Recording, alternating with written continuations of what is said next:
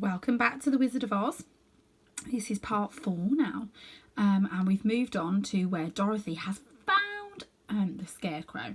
And poor scarecrow, he's stuffed with straw, and he doesn't mind the body bit, but he doesn't like his head being stuffed with straw. He wants to know stuff, so he wants to find out how to get to know things.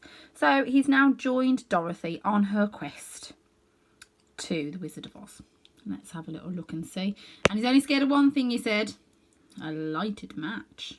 Which we would probably say a lit match nowadays. There we go. So this is part 4, chapter 4.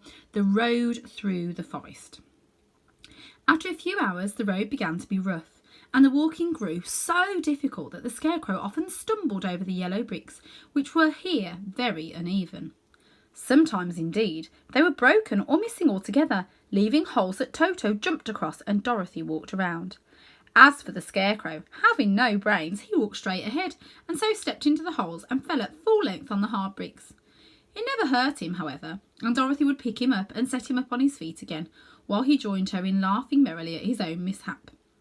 The farms were not nearly so well cared for here as they were farther back. There were fewer houses and fewer fruit trees, and the farther they went, the more dismal and lonesome the country became. Oh dear. At noon, they sat down by the roadside near a little brook, and Dorothy opened her basket and got out some bread. She offered a piece to the scarecrow, but he refused. "I am never hungry," he said, "and it is a lucky thing I am not, for my mouth is only painted, and if I should cut a hole in it so I could eat, the straw I'm stuffed with would come out, and that would spoil the shape of my head." Dorothy saw at once that this was true, so she only nodded and went on eating her bread.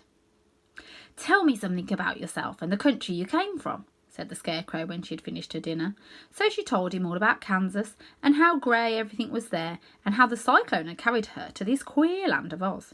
The scarecrow listened carefully and said, "I cannot understand why you should wish to leave this beautiful country and go back to the dry, grey place you call Kansas." "This is because you have no brains," answered the girl. "No matter how dreary and grey our homes are, we people of flesh and blood would rather live there than in any other country, be it ever so beautiful. There is no place like home." It's important for us to remember that right now, I think. The scarecrow sighed. "Of course, I cannot understand it," he said. "If your heads were stuffed with straw like mine, you would probably all live in the beautiful places, and then Kansas would have no people at all. It is fortunate for Kansas that you have brains." "Won't you tell me a story while we are resting?" asked the child. The scarecrow looked at her reproachfully and answered, "My life has been so short that I really know nothing whatever. I was only made the day before yesterday. What happened in the world before that time is all unknown to me.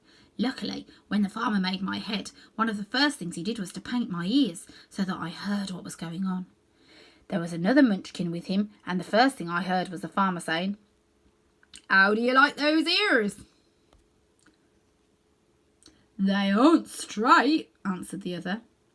'Never mind,' said the farmer, 'they are ears just the same,' which was true enough. 'Now I'll make the eyes,' said the farmer. So he painted my right eye, and as soon as it was finished, I found myself looking at him and at everything around me with a great deal of curiosity, for this was my first glimpse of the world." "That's a rather pretty eye," remarked the munchkin who was watching the farmer. "Blue paint is just the colour for eyes." "I think I'll make the other a little bigger," said the farmer, and then with the second eye was done, I could see much better than before. Then he made my nose and my mouth. But I did not speak because at that time I didn't know what a mouth was for.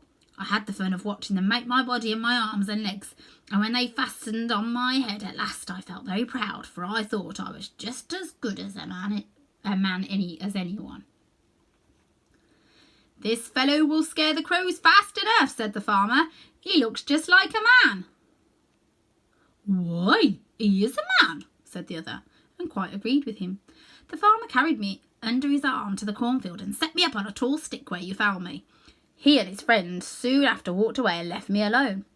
I did not like to be deserted this way, so I tried to walk after them, but my feet would not touch the ground, and I was forced to stay on that pole.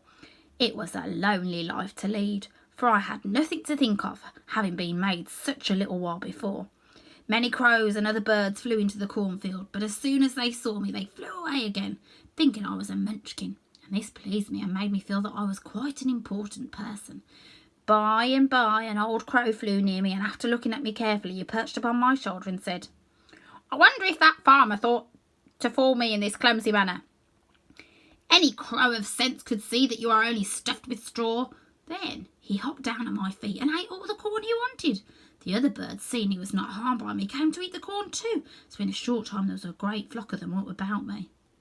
I felt sad at this, for it showed I was not such a good scarecrow after all. But the old crow comforted me, saying, "If you only had brains in your head, you would be as good a man as any of them, and a better man than some of them. Brains are the only things worth having in this world, no matter whether one is a crow or a man." After the crows had gone, I thought this over and decided I would try hard to get some brains. By good luck, you came along and pulled me off the stake, and from what you say, I am sure the Grey Oz will give me brains as soon as we get to the Emerald City. "I hope so," said Dorothy earnestly, "since you seem anxious to have them." "Oh, yes, I am anxious," returned the Scarecrow. "It is such an uncomfortable feeling to know one is a fool." "Well," said the girl, "let us go." And she handed the basket to the Scarecrow. There were no fences at all by the roadside now, and the land was rough and untiled. Toward evening they came to a great forest where the trees grew so big and close together that their branches met over the road of yellow brick. It was almost dark under the trees, for the branches shut out the daylight, but the travellers did not stop and went on into the forest. "If this road goes in, it must come out," said the Scarecrow. "And as the Emerald City is at the other end of the road, we must go wherever it leads us." "Anyone would know that," said Dorothy. "Certainly, that is why I know it," returned the Scarecrow. "If it required brains to figure it out, I never should have said it." After an hour or so, the light faded away, and they found themselves stumbling along in the darkness. Dorothy could not see at all, but Toto could, for some dogs see very well in the dark, and the Scarecrow declared he could see as well as by day. So she took hold of his arm and managed to get along fairly well. "If you see any house or place where we can pass the night," she said, "you must tell me, for it is very uncomfortable walking in the dark." Soon after, the Scarecrow stopped. "I see a little cottage at the right of us," he said, "built of logs and branches. Shall we go there?" "Yes, indeed," answered the child. "I am all tired out." So the Scarecrow led her through the trees until they reached the cottage, and Dorothy entered and found a bed of dried leaves in one corner.